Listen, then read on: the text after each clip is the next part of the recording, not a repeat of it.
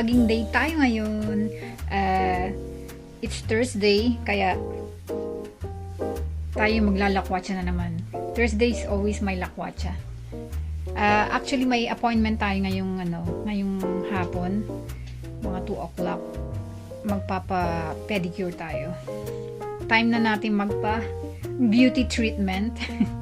But anyway, before ako magpa-pedicure, dadaan tayo sa Breeze Shopping Mall. Na-find out ko na may pala dito. Alam nyo, tumira ako dito sa Taiwan for almost 4 years. Pero hindi ko alam na may mga second-hand street. May second-hand shop sila. Well, actually, nakita ko na siya before, pero hindi ko lang siya pinansin. But this time, tatry natin magbenta ng damit at saka bags. Yung mga damit na katulad nito na hindi na natin nagagamit or hindi na natin pinapansin sa ating mga cabinet.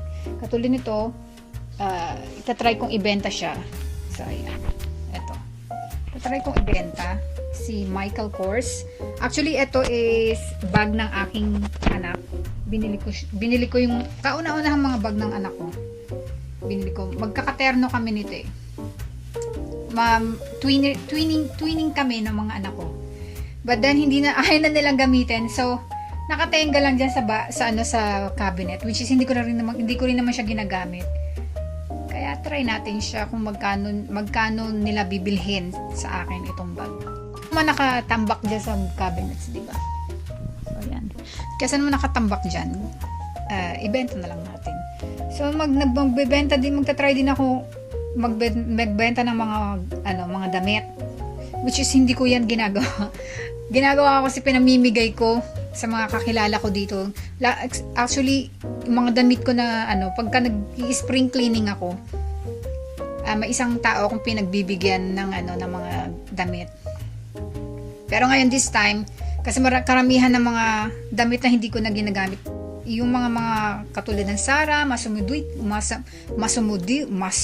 Dutti, let's say ito. Sayang naman kung pamimigay lang natin or itatapon natin, di ba? So katulad nito si Massimo Dutti, spring collection na hindi ko na siya ginagamit, nakatenga lang diyan. And then itong ilang beses ko lang to ginamit sa Zara. Isang beses ko lang yata ginamit ko lang to. Actually, mga damit ko minsan, ginagamit ko lang yung mga pang OOTD, mga pang post ko lang. Mahilig ako nan dati. So, ganyan. So, ito lang, tatry lang natin. So, kukuha lang tayo ng mga damit na ibebenta. Ayan. Ito yung bag na ating ibebenta ngayon. Let's go! Excited na. Ay, kaloka. May 10 minutes pa. May 10 minutes pa ako maghihintay dito.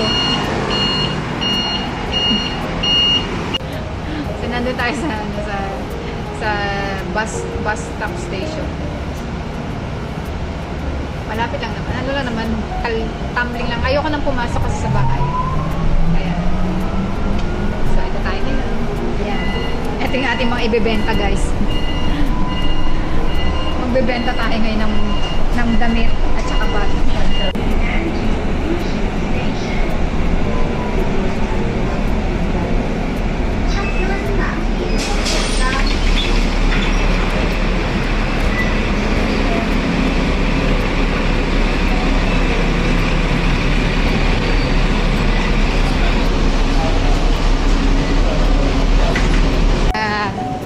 Shop.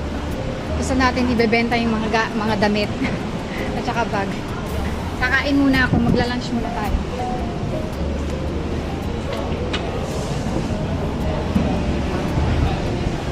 Lunch muna tayo dito.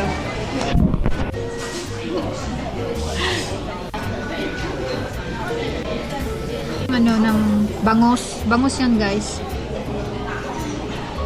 Parang marinate nila yan. Tapos may soup. So, kain muna tayo. Lagi nyo itong nakikita sa aking mga vlog. Daming rice. Kain tayo.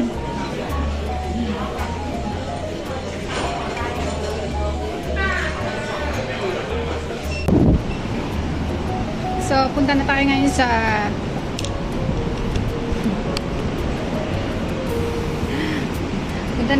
sa magpapamanicure na tayo. Pa-pedicure na tayo, pa-pedicure. So, lakad lang na siguro mga 5 minutes. Mainit ngayon. 5 minutes and then punta naman tayo sa shop mamaya. Ayan guys.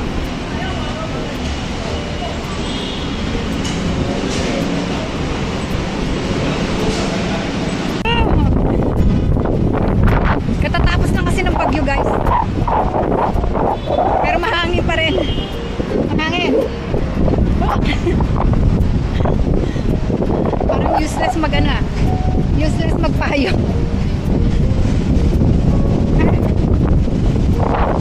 Ay, tanggalin ko na nga itong payo. Dali. Medyo makakapagpahinga pa tayo kasi may oras pa. Anong oras? May 15 minutes pa ako bago yung appointment ko. Busog na busog ako guys. Malapit na tayo sa salon. May coffee shop mga maliliit na coffee shop. Dito na tayo, dito na.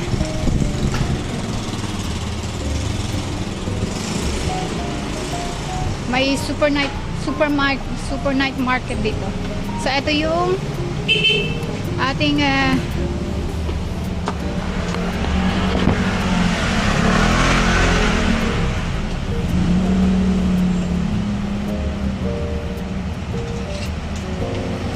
dito na tayo sa shop.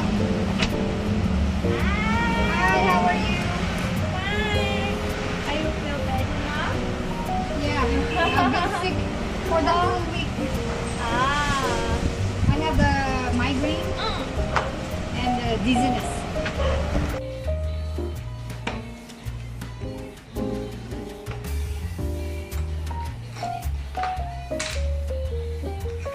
Ano tayo? Pedicure. Okay pa yung aking nail. Tanggal ng nail polish, may bayad. Kada kuko. Ayan. Nalo tuloy tayo. Napuwing ako. Aray. So ngayon pumunta na tayo sa Breeze shopping center para magbenta.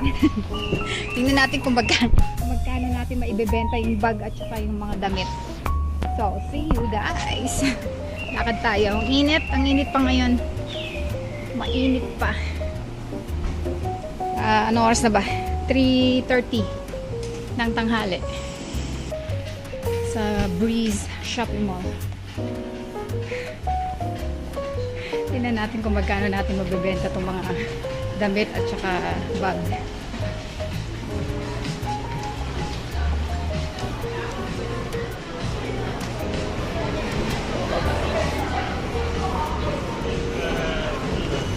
Baba tayo sa ground floor. Level A. Anjing Breeze. Ang init maglakad sa labas ngayon. Ang init pa. So dito guys. By Enzel 2nd Street. So dyan tayo.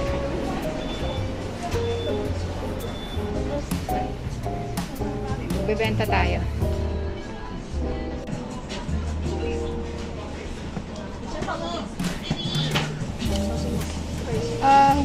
Where is the phone number? Hi. Which number? Here? Phone number. Yeah.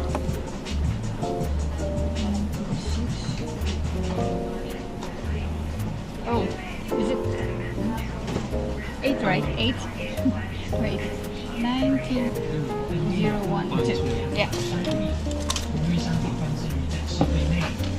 And here you have to sign the. I don't know how to spell. You check the item. How many items? One. So this one is a Set. set, yeah. Okay. So this one. One and then two. 4, 5 pieces plus 4 clothes and then 1 bag. Okay. Okay, so today you have to come back. We don't take overnight. I'll stay here. So you said 1 hour only, right? Yeah. So you correct this one. Oh, what do I do? You should sign the. Sign. This is yes. This is no. Here. Yes. Okay. It's your first time, so you probably have a coupon. You add a live friend, you get a coupon. They will get you 10% the price on your. So I have to put the You line. can do it later. Okay. 还有那个蓝色那一张。Okay. So just sign. Here? Okay, that's it. So you just Yeah, 1 hour. 1 hour, and maybe in 1 hour we will test you, and you. Yeah, I will be here. I will just be around. Thank you.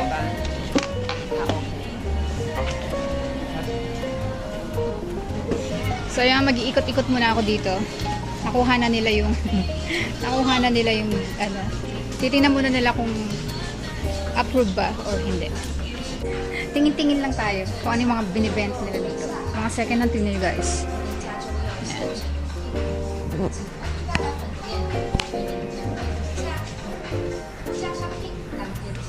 Gusto ko yun yung Chanel. Sinasampal pa rin tayo ng price. Napakamahal pa rin niya. Kahit second hand siya guys. Yun yung 132,000. Ganito yung bag ko. Nasa 90,000 pa guys. Yung maliit na bag ko na beige. Kita mo siya na mga wallet. Pero ang mahal pa rin guys. Grabe. Ang kaganda. Type ko yun. Grabe mahal. 25,000. Hunting tayo. Papakita ko sa inyo kung may makikita tayo. Kung may masuswertehan tayo dito. Ayan guys. Mga dresses, shorts, skirts, mga shoes. Ang gaganda ng mga shoes pa oh guys. So check natin kung may makikita tayo. May mahahanap tayo may tag price pa. Ayan, may tag price pa siya. Hindi pa siya, it means to say, hindi pa niya nagagamit tong pantalon. Yung mga mayayaman talaga eh, no? Kaso hindi ko siya type. At saka hindi rin kasya sa akin. Malaki yung pantalon, guys. Tingnan natin yung size. Ang size niya is, anong size? Nandito naman yung size. Size 25-28. Malaki. Kasi ano lang ako, 24. Tsaka ang haba niya masyado. Pag pinutol mo na siya guys, sayang. Sayang yung 13,000. Grabe oh. Pag tumaba siguro ako, pwede. So ayan, may nakita tayong may tag price pa siya. Ayan. Maghahanap pa tayo. Magdala ng isang maleta. Isang maletang mga damit. Kasi ang dami ko talagang mga damit na hindi na nasusuot. So, sayang naman kung itatapon ko lang sa basurahan, di ba? Or ipamimigay ko. At least, kahit na sabihin mong maliit lang yung ibabayad nila, at least nabenta ko pa rin, di ba? May makukuha pa rin tayong cash. So, sabi nila, wala daw limit ang pagdala ng damit dito. So, magdadala tayo ng maraming damit dito. Damit ang kailangan unahin ko muna. Kailangan ko ng tulong niya. Kaya, ito ang pinakamalapit sa opisina niya. So, ipapadala ko sa kanya yung mga damit and then, kukunin ko sa opisina para dalhin dito. Ayan, guys, ang ganda pa. Ang ganda pa ng Chanel niya, oh. Ay, Tory Burch pala to. Binibenta pa ng 1,500. So, ayan guys, mga branded stuff. Coach. Second hand. 2,700 pa. Mukha siyang hindi pa gamit na gamit. Mga mga abubots. Hindi ako bumibili ng second hand na anong damit. Kasi syempre, di ba, hindi natin alam kung sino yung nagsuot. Hindi ako bumibili ng damit. O, basta damit. Translation. Wait, I will translate.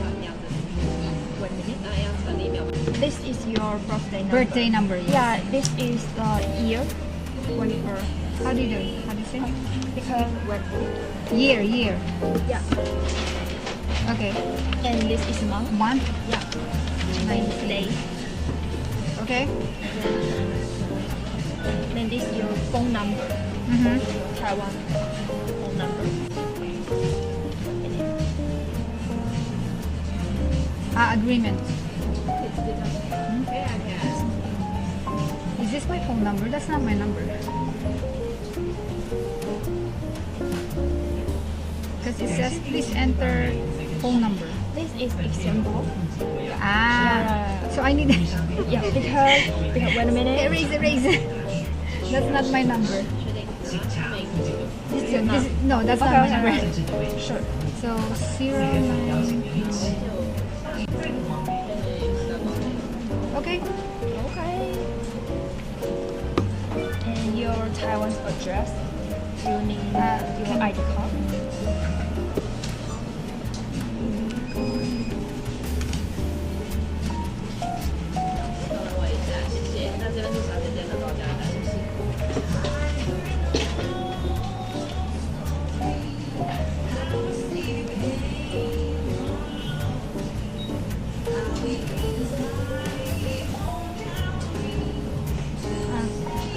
Can you help me to put This my one? address? Yes, that's my address. Okay, sure. And then here's my Taiwan ID. Thank you.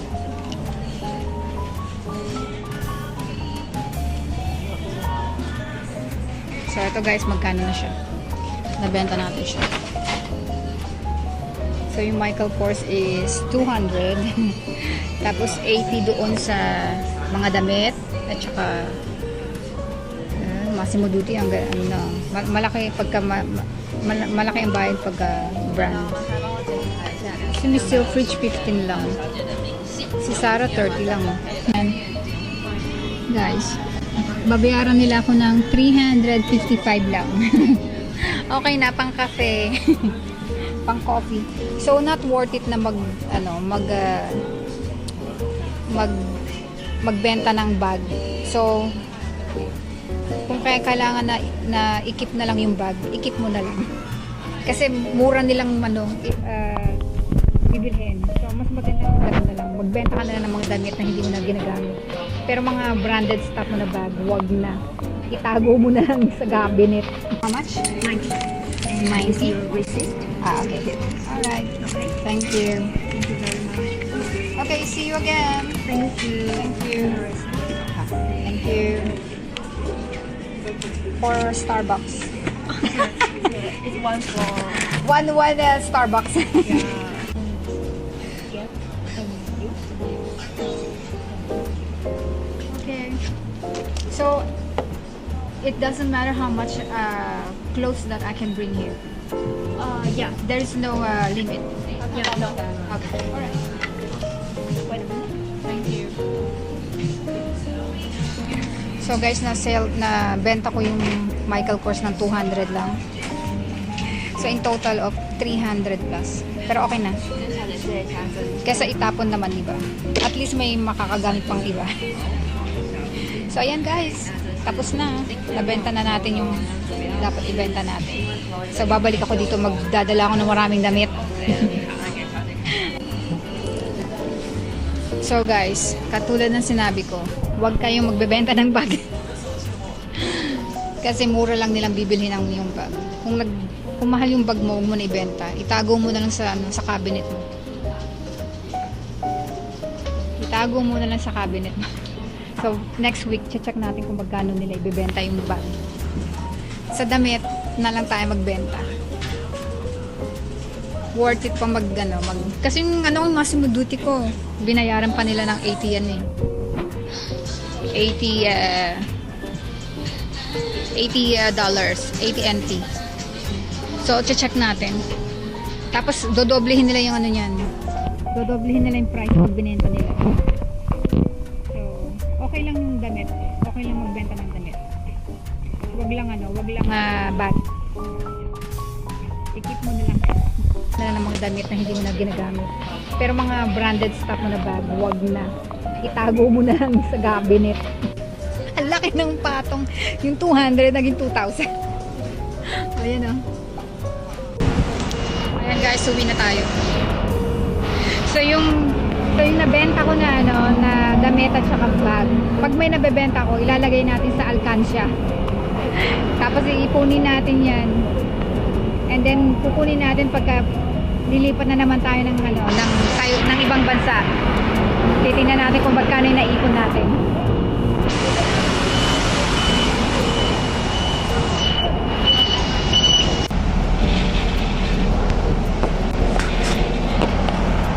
Ayaw dumikit. So yan guys, nabenta na natin yung mga damit. So ngayon yung mga pinagbentahan natin, yung mga nakuha natin, yung mga napagbentahan natin, ipunin natin yung pera. So ngayon naka 390 tayo. Unang natin, unang benta natin. So tingnan natin pag lumipat tayo, saka natin babasagin yung alkansya. Bibili muna ako ng dessert dito kay Gupu, ang aking dessert. Yan ang ating dessert. Ayan. OOTD muna tayo. Hindi nakikita. Ang kanya, OOTD. Laging naka-white. Sarap nito guys. Ito yung paborito kong dessert. So, ilalagay natin dito sa alkansya yung napagbentahan natin. So, magkano ba yun? 390 NT, which is equivalent ng 10 euro. My goodness, guys. Lunch ko lang yun. Wala pa nga eh. Yung nilunch ko kanina is 11 euro. Imagine na nabudol tayo dun sa Michael Kors. But anyway, instead na nakaano lang dito siya, nakatenga lang siya dito. Ibenta na, di ba? Ibenta na natin. So, bubuksan natin si Piggy pagka, tawag dito? Pagpaalis na tayo ng Taiwan. Yung bago tayo umalis ng Taiwan. Di ba? Paglilipat na naman. So, para natin, magastos na, magastos natin yung kung magkano yung maiipon natin. Yung lahat ng maibebenta nating damit. Di ba? So, magsisimula akong maglagay ng mga damit sa maleta. Magdadala talaga ako ng maleta. Imamaleta ko siya para hindi mahirap yung magbitbit. So ayan guys. So titingnan natin. Baka siguro next week pumunta na naman ako doon. Kasi meron akong appointment naman sa aking kuko. Diyos ko. Mas mahal pa magpakuko guys kaysa magbenta ka. So ayan, may kuko tayo appointment next week. Kaya magdadala ako ng maleta. Maletang lang, yung pang yung hand carry lang. Huwag kayong magbebenta ng bag kasi talo kayo pag nagbenta kayo ng bag. Unless na talagang hindi nyo na ginagamit. Yung talagang lumang-luma na. Kasi tatanggapin pa nila yan. Kahit lumang-luma na. Pero ang value niya, pag second hand na, ini-imagine ko tuloy pag Chanel yung binenta ko. Diyos ko po. My gosh, bubulukin ko na lang ang mga Chanel ko, di ba? Tapos ibinebenta nila ng pagkamahal-mahal, guys. Imagine mo, yung 200 mo nagiging 2,000. Sa kanila 2,000 na pagbinenta nila. Sa'yo, pag binenta mo, ibabayadan ka lang nila ng napakababa. So, okay lang pagdamit. Wag lang mga bags. Itago nyo na lang. Bulukin nyo na lang sa cabinet nyo. Oh, ayan na. Bye!